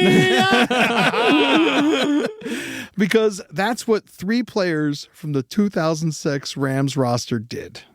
Alex Ring married his high. By the way, all 3 of these guys in the team photo are standing directly next to each other. Yeah. Yeah, they're all like buddies, right? Yeah. Aaron Hernandez, Alex Ring, and this other guy, Nick Brutcher. Yeah, we're all standing. It's a haunting photo. Alex Ring married his high school sweetheart, and they had 3 kids. After school, he joined the National Guard. Seemed like a pretty great life. But in 2014, things clearly weren't going well for the Ring family. On May 29th, Alex purchased a 12-gauge shotgun from Dick's Sporting Goods. The next day, his wife Kyla filed for divorce. Remember, there's no waiting period when purchasing a shotgun or rifle, just handguns. Yeah, because to be honest, you can't kill anybody with a shotgun or a rifle. You're right. Not humans. No. Yes. Just deer. Just deer and big pigs. Yeah, and birds. The day after that, Kyla called the Bristol police about a domestic disturbance and told officers she didn't feel safe. Later that night, a Connecticut National Guard mental health official contacted local police twice to express concern about Alex missing therapy and his, quote, increasing erratic behavior. On June 4th, police responded to a call and found both Alex and Kyla dead from gunshot wounds to the head. Alex had committed a murder-suicide, leaving his 3 young children behind. In 2022... At least he didn't kill the kids. Yeah, you're right, Henry. Yeah. You know what? Honestly, I thought the same thing.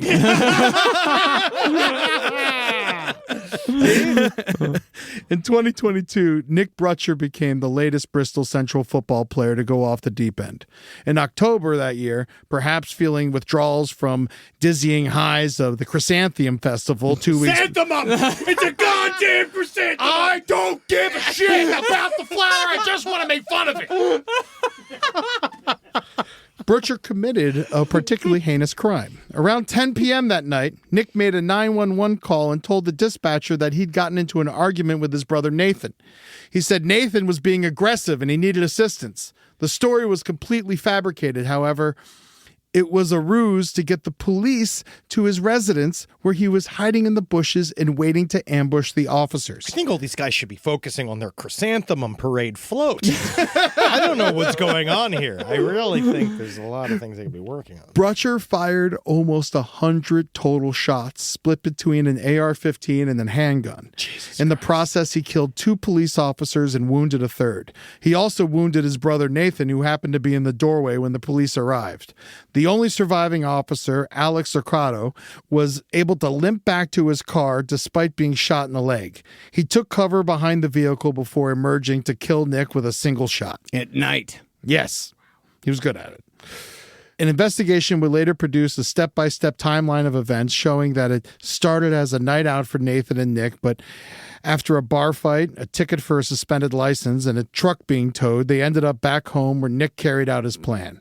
Perhaps the least surprising detail of the horrific night is that it all started at a stand-up comedy open mic. Hell yeah. As someone who's done a lot of these bar mics in his life, let me say this is somehow the best case scenario. God, an open mic bar night in Bristol, Connecticut. Oh, God. God, that's got to be... I'm sorry, Bristol, but I don't think you're funny. No, sorry, guys. You guys ever notice this ESPN thing is like everywhere? It's everywhere. Like it's like ESPN. Like, what does it stand for? Like Chrysanthemums. Chrysanthemums. The only thing Butcher has in common with Hernandez, other than football and the murders, which frankly is enough, is the fact that he also appeared to be a closeted gay man. Cell phone records show that before his death, he downloaded and deleted Grindr several times, perhaps indicating an internal struggle over the truth he was scared to share. There's an HBO Max documentary that details these cases, interviews old teammates, and attempts to find some connective tissue. They talk about CTE, locker room culture, toxic masculinity, and sure, all of those things can be contributing factors in any or all of these cases. Of course. But it's worth noting that those things existed in pretty much every high school football program in the country back in the early 2000s. If the formula is high-pressure high school football plus head injuries plus not being allowed to be gay equals murder, then the entire populations of Texas and Florida would have been wiped out years ago. In reality, this is probably just a sad coincidence and a fascinating footnote to the Aaron Hernandez story. It's not a good one, though. It's just fascinating, the fact that they were all... maybe just being a bully shitheads. I mean, there is, I think, maybe just something about Bristol, Connecticut. I don't. We haven't heard about it since. I mean, because when I watched when I watched footage of Aaron Hernandez playing football in high school, the way he uses his head all the time, that shit's taught. Yes. You know, like that is absolutely, that is a taught move. And I think a lot of the players at Bristol were taught to use their heads. Yeah. And I think that may have given quite a few of them CTE. Oh, yeah. And it made them violent. Not just that, you start at 8 Yeah. in Pop Warner. Oh, yeah. And Bristol, Connecticut is it's kind of an outlier because, Connecticut's not known for its football, you know, not usually. And I think they might go a little harder than other places go, and I don't really know what it is because also like Aaron's brother DJ also had like kind of a fucked up prologue. Or epilogue. Yeah, no, he got mad about everything that happened with Aaron Hernandez and the way ESPN covered it. So he like threw a brick at the ESPN office saying like, you're responsible for all this shit. And then acting like a high school kid. But then he also got in trouble like scoping out UConn for a possible spree shooting. And he's currently on house arrest. Hey, at least we know where he is. Yeah. Just don't go near that house. No. Yeah, but there's I don't know what it is. Maybe it is early 2000s football culture in this place. Like, because a DJ was just a couple years older than Aaron, like 2 years older. Yeah. There's something about it. Something about this class. It's not like his dad was fucking sane either. No, he wasn't. It's like a Stephen King story where the whole football team gets cursed. This movie, Him, actually sounds very interesting. Yeah. None of this is all a very coincidence. It's a full coincidence. So after all this, I'm really trying to figure out where I am personally with football. Truth is, I haven't watched the Miami Dolphins play in 2 years, and not only because they're awful, I'm used to that. I'm used to them being bad at football, but unpacking what football means to me in therapy these last couple of years, I've frankly fallen out of love. Besides the personal trauma it's caused me through childhood abuse of Pop Warner football, from being so big as an 8-year-old that I had to play with 12-year-olds. I was the only white kid on the team and 4 years younger than everyone else. My teammates would regularly beat the shit out of me until I earned their respect by fist fighting back, and then they gave me a trophy for most improved. And I don't blame them, to be honest with you. I was like the first white kid they were allowed to beat up. Beat me up. And also, you were getting used to being beat up. Yes. That was your job. Absolutely. Yeah. My dad fucking loved it, to be honest with you. Of course he did. I love it just hearing about it. I'm haunted by it. I know. I just love to hear about it. I love hearing boys getting all up on each other, man. I'm haunted by such traumas, like having to take laxatives and shit myself while running in a trash bag to make weight, and then my father forcing me to walk home because I was covered in shit. I remember once an older kid reached his hand into my face mask and clawed my eyes. After I was cleared to go back in the game, I was filled with rage. I slammed my helmet into his knee for revenge, sending him to the hospital in the middle of the game. Not only was I not reprimanded for that game, I was also given the game ball. The incident that made me never want to play again was sophomore year in high school. I remember 2 of my teammates got into a fight, and one of them took his helmet off and started swinging it as a weapon, and coach had a circle around them to let them fight. Even at 15, I knew how dangerous this was and took it upon myself to break up the fight. I was reprimanded by my coaches, and I yelled back at them.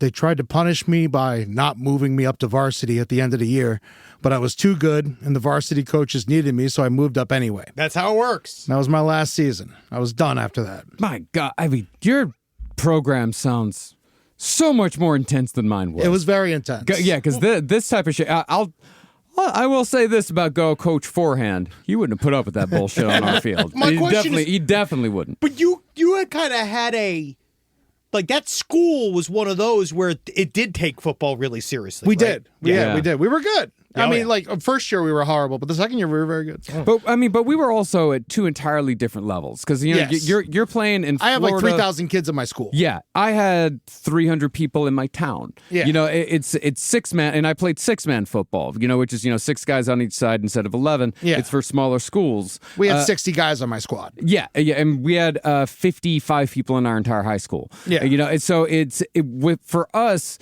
it's entertainment for the town, and it's something that gives it's there for the town specifically, and that's it. There's not really much else. Like none of the 6-man, like there was one dude that I think like played a couple of downs of college football that we played against, but otherwise like 6-man guys, they ain't making it. No, they ain't even making it. They to don't even know college. how to play the same game, really. They really don't. It's an did your entirely school- different way of playing the game, but it's not. But that's the thing. The stakes aren't as high. In your school, did you guys ever do the thing? There was this game that they played at my school called Everybody Rapes Henry. Have you played that game? Did you guys play that game? No, we didn't. I played it, but I wasn't Henry. Wow, yeah.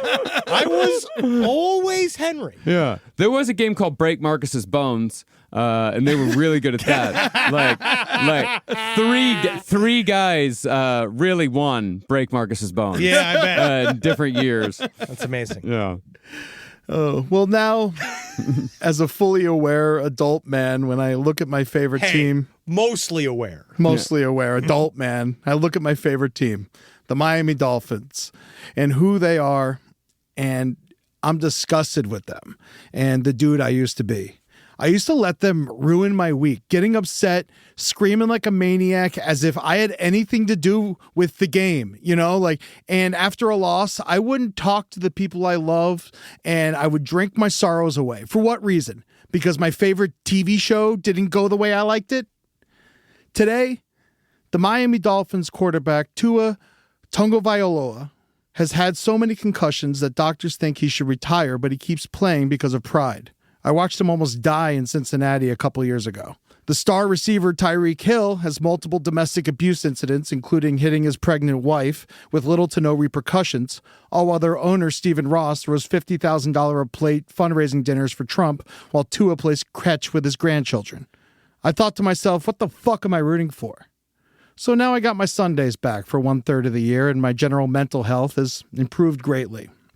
Not to mention, check this out, since 2014, the nation's inflation has risen 31%, but going to see the Miami Dolphins price has raised 103%. The poor Detroit Lions fans have dealt with a 201% increase in ticket sales and in concessions. And we all know how rich the citizens of Detroit are. Oh yeah. Oh, yeah. They're sitting on their gold.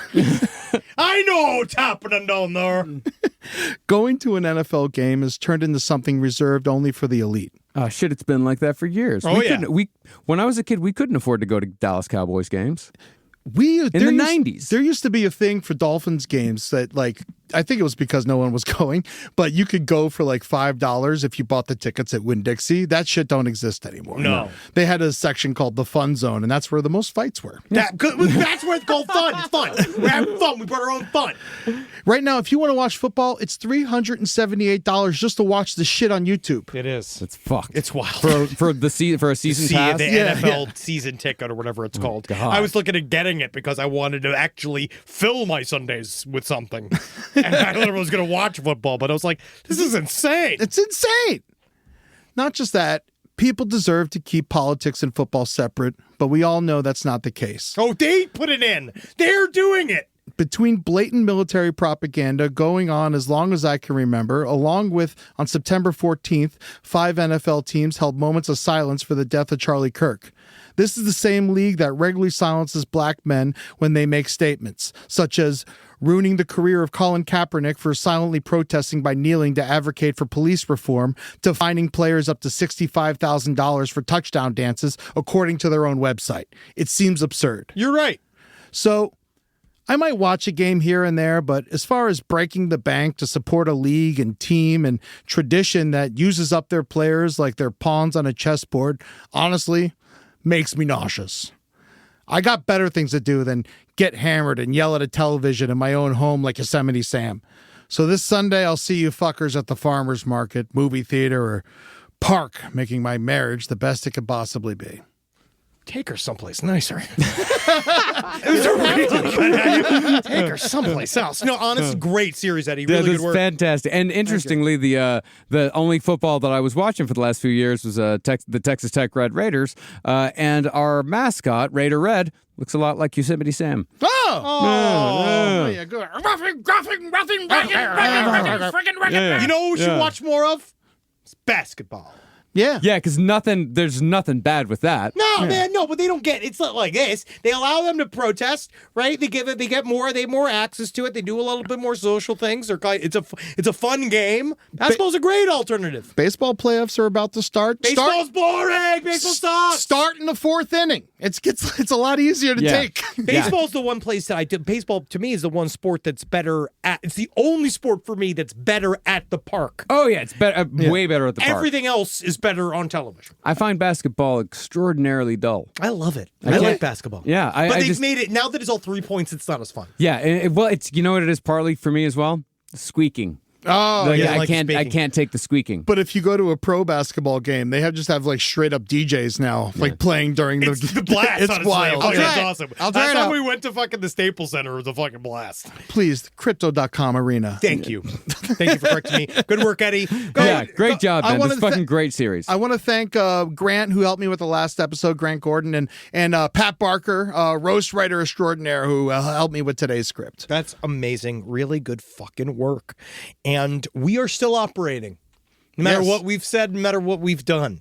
We continue forward and we will Just like a drunk doctor who won't leave the hospital. We are just going to barrel forward, just like Aaron Hernandez. We're going to go head up, chest out, into this new realm. And you can help us on patreon.com/last podcast and left. Help us get cultural CTE with our approach to content making. Yeah, because coming up this next week, we have a series that, like I said, we've been working on it for months upon months upon months. Not even a joke. It's almost a year. So this is going to be an absolutely massive series. I don't think anyone's going to be able to call what it is either. No, and it's an absolutely massive series, and it starts a new running series that we will be returning to here on Last Podcast Network. So this is, it's a big fucking deal. We got a lot of stuff. So I think we can at least tease the name of this series. The Mount Rushmore of Evil. Yep. We've got 4 chosen. And we're going to be going through them one by one. They're all massive stories, and some of them quite relevant. Yeah. Quite relevant. Including the one that we're about to get into. Extremely relevant. So we're really, really excited. It's going to be both funny and might bum you out. It's gonna be fun. So but then and you're also going to hear our thing. You're going to hear some of the worst shit that you've ever heard on this show on this series. But we're going to make it light. Yeah. You're going to love it. So All right, fuckers, go look at it on our socials at LP on the left. Oh, I have a movie that I'm working on. Yes. Go to UFO.movie. Give me money. This is the Kickstarter for my new movie, Unbelievably Friendly Organisms. They don't want me to make this movie, so I need to make it with my own goddamn hands. They? So come on there. They. Yeah, man. My wife. My wife and family. But no, you come out and see this. Marcus has a part in it. He has no choice. Eddie's got a part in it. Everybody else. I also don't have a choice. You don't have a choice.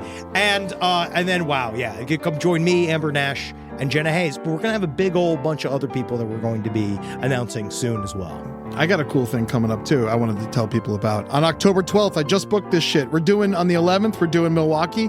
On the 12th, I'm taking my big ass to Madison. I'm going to be at Comedy on State with Logan Metz, the piano player from Lucas Nelson and The Promise of the Real. Oh, it's awesome. He's got his own album coming out, so he's going to open with a bunch of those fucking songs, and then I'm going to come out and do my thing for an hour. Y'all come out and see us over at Comedy on State. That's October 12th in Madison, Wisconsin. It's awesome. Hell yeah. Also, we're on tour. We're gonna obviously we're gonna be in Milwaukee on October 11th, but then Oakland on October 25th, and I don't know where we're gonna be on 29th yet. Did we decide? Did we fix that? I believe that's still in the works. But Still in the works, but we are Cleveland- fixing it somewhere close. Somewhere close. It is Somewhere just close. not yet done. Yeah. It's not yet finalized. And then on December 12th and 13th, we're gonna be in Portland, Oregon, and please, we got some new shows for 2026 about to be announced. Stay tuned. I can't wait to fucking keep this train going. We're gonna have a lot of fun. Can't wait. You fuckers. See you guys in goddamn other places than these. Healthy. Again? Oh boy, who do I like? Who do I like? Who do I like? Hail Pat Barker. Thanks for your help, buddy. Really good work. There you go.